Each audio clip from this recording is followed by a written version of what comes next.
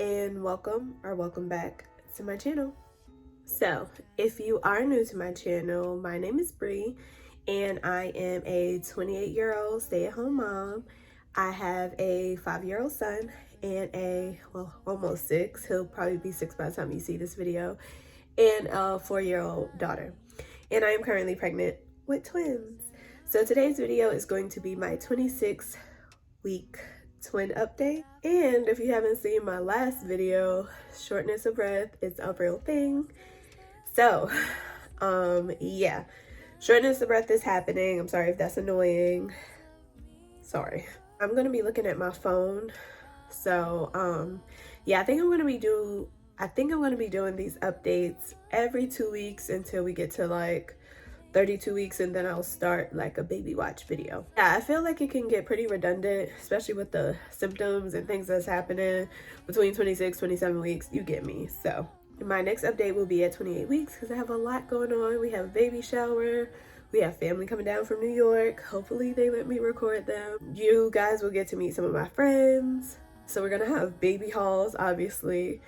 So yeah, it'll be pretty fun. Phone here. Let's get into these updates. So I am 26 weeks 4 days today. So I go to 2 doctors. I am high risk, not just because I'm having twins, but all of my pregnancies are high risk. I do have PCOS, so I typically see a maternal fetal specialist along with the OBGYN. So now that I'm pregnant with twins, I kind of see them more often, especially because this time around we actually didn't have to use Clomid to get pregnant.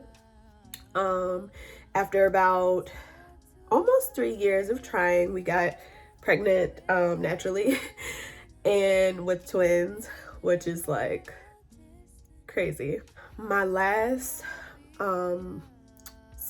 maternal fetal specialist appointment went well. No major issues, nothing too alarming.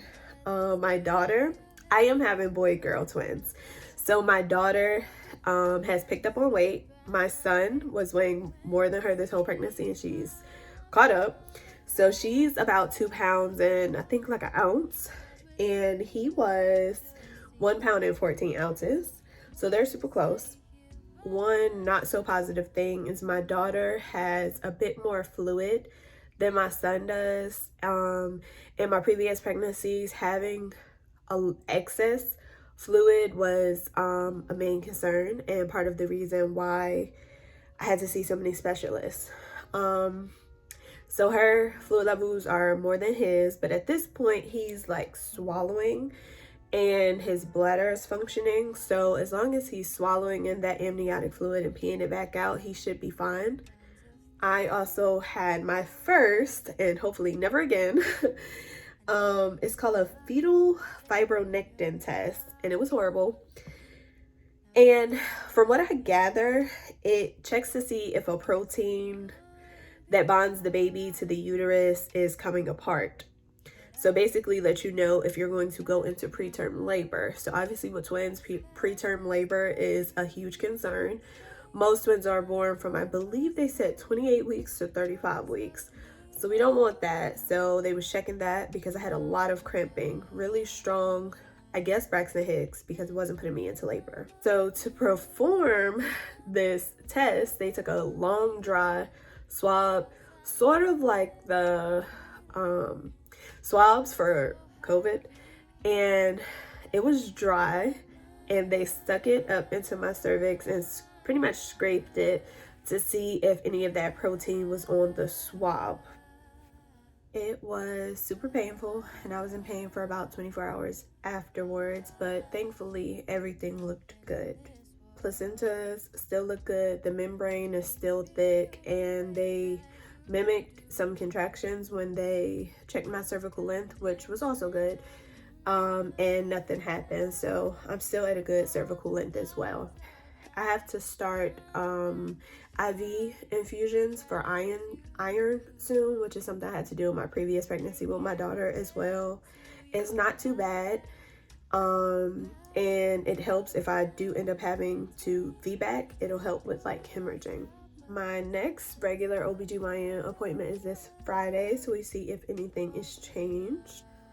So my son is head down in a perfect position, and my daughter, she was transverse at my appointment last Thursday, but by Saturday she moved, and she is on my right side, and her feet is down and her head is up, but she still has time to change.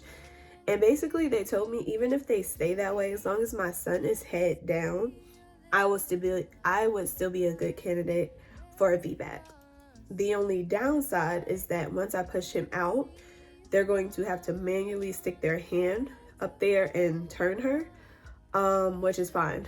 If I can avoid another C-section, then I'll take it. On Saturday, I went to an elective ultrasound. It was a 3D, 4D. It was pretty cool.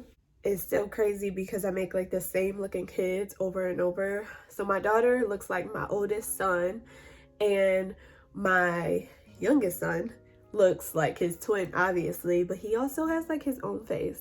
Does that make sense? I don't know. Finish off this video with the symptoms that I have this week. So tons of pressure, lower back pain, constant bathroom trips, insomnia is in full swing. I'm like going to sleep at 6 a.m. and I have 2 other kids up about 2 hours later tending to them, so it's not fun at all.